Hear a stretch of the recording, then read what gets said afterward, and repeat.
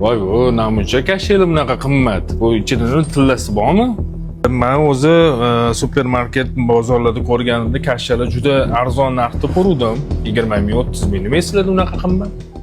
Okajon, plus o'zingiz ham masalan benzinni olib gapiradigan bo'lsak, benzinni ham 80 bor, 91 bor, 95 bor. Farqi bormi bir-biridan? Albatta.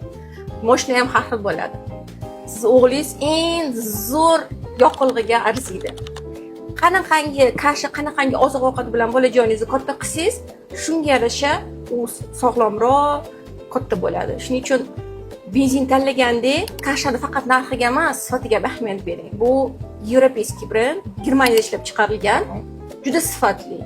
Ichi to'la vitamin, kletchatka, bolangiz ich qotmaydi, yaxshi maza qilib ovqat yeydi, shakari yo'q, ya'ni shirinlikka o'rganib qolmaydi. Buni berganingizdan keyin yana qaytib kelasiz. Olamizmi? Albatta, ikkita dona qo'shib bera qoling. Xo'p bo'ladi.